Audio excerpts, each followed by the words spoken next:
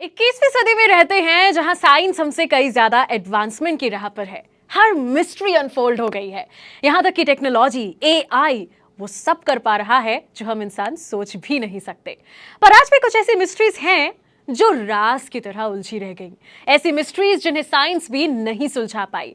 तो आज हम जानेंगे 5 ऐसी ही मिस्ट्रीज के बारे में जिन्हें साइंस तक सॉल्व नहीं कर पाई है। Welcome back to ABP live podcast. मैं मानसी हूं आपके साथ। सबसे पहले बात करेंगे फैक्ट नंबर 5 की। डांसिंग प्लेग 1518 की अजीबोगरीब घटना, स्ट्रासबर्ग, एल्सेज, आज के समय का फ्रांस।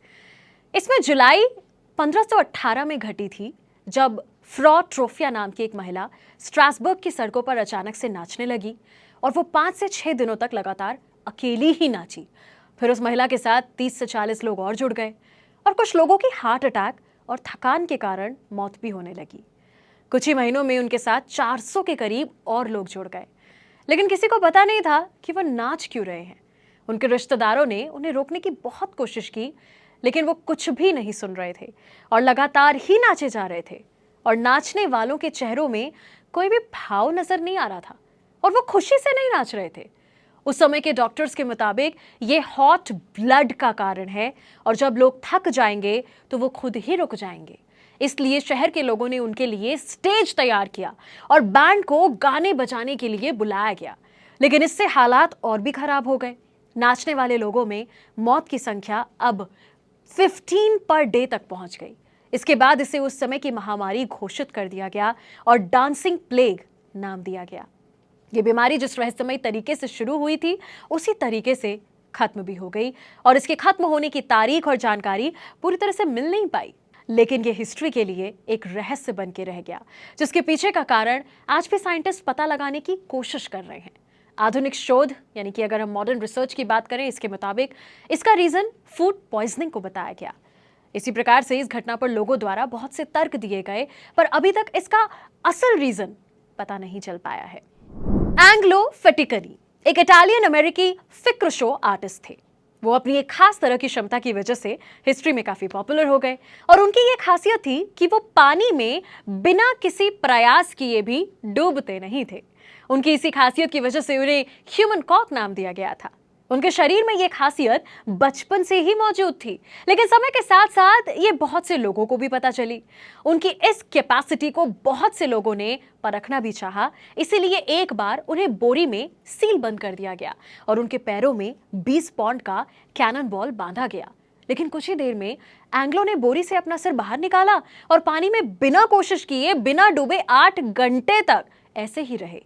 एक और मौके पर उन्हें हडसन नदी में कुर्सी में बांध कर फेंका गया और कुर्सी में 20 पाउंड का भार बांध दिया गया और एक बार फिर से वो हाथ पैर बंधे होने के बावजूद भी बिना डूबे पानी में 15 घंटों तक रहे। उनकी इस खास क्षमता ने उस समय सभी वैज्ञानिकों और डॉक्टर्स को आश्चर्य में डाल दिया। डॉक्टर्स का कहना था कि ये उनके आंतरिक अंगों के कारण है जो आम लोगों से अलग हैं, और कुछ मनोवैज्ञानिकों का कहना था कि ये आत्माओं का उनके साथ रहने के कारण है। लेकिन वैज्ञानिक उनकी इस क्षमता के बारे में क्लियर तरह से कुछ भी नहीं बता पाए। हालांकि एंग्लो फेटिकनी ने कहा था कि समय आने पर वो खुद अपनी इस खास क्षमता के बारे में दुनिया को बताएंगे। लेकिन 2 अगस्त 1931 को जब वो अपने रिश्तेदार के घर गए हुए थे, वहीं अचानक से उनकी डेथ हो गई और दुनिया उनका ये राज कभी जान ही नहीं पाई। चलिए बढ़ते हैं अगली मिस्ट्री की ओर। क्रूक्ड फॉरेस्ट पोलैंड के ग्रिफिनो नाम के शहर के समीप मौजूद एक ऐसा जंगल है जिसमें 400 के देवदार के पेड़ हैं और सभी पेड़ एक ही तरह अजीबोगरीब तरीके से झुके हुए हैं। इन सभी झुके हुए पेड़ों की वजह से ही इसे क्रूक्ड फॉरेस्ट का नाम दिया गया है। ये सभी पेड़ जड़ से जमीन में ही पूर्वी दिशा की तरफ लगभग 9 फीट तक 90 डिग्रीज में सीधे गए हैं, फिर घूमते हुए सीधे आसमान की तरह हो गए।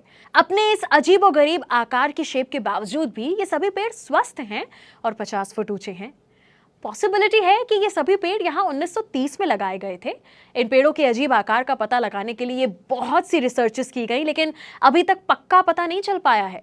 पर लोगों ने इन पेड़ों के ऐसे आकार होने पर अपने अलग अलग लॉजिक्स दिए हुए हैं। जैसे कि भाई कुछ लोगों का मानना है कि जब पेड़ छोटे थे तो वहां भारी बर्फ गिरने की वजह से सभी पेड़ एक ही डायरेक्शन में झुक गए होंगे और जब बर्फ खत्म हुई तो फिर आसमान की तरफ बढ़ने लगे होंगे। लेकिन ये लॉजिक इसलिए खारिज किया गया क्योंकि उस जगह में बहुत से देवदार के पेड़ हैं, लेकिन बर्फ से सिर्फ इसी जंगल के पेड़ क्यों झुक गए? कुछ लोगों के मुताबिक पेड़ों का ये आकार, ये शेप इस जगह पर ज्यादा ग्रेविटेशनल फोर्स होने की वजह से हुआ है। लेकिन ये तर्क इसलिए नहीं माना जा सकता क्योंकि ग्रेविटेशनल फोर्स, गुरुत्वाकर्षण बल, चीजों को नीचे की तरफ खींचता है, ना कि धरती के ऊपर 90 डिग्री की तरफ।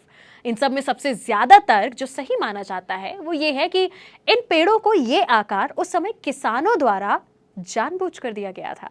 माना जाता है उनके पास कुछ ऐसे औजार थे जिससे पेड़ों को ये आकार दिया जाता था।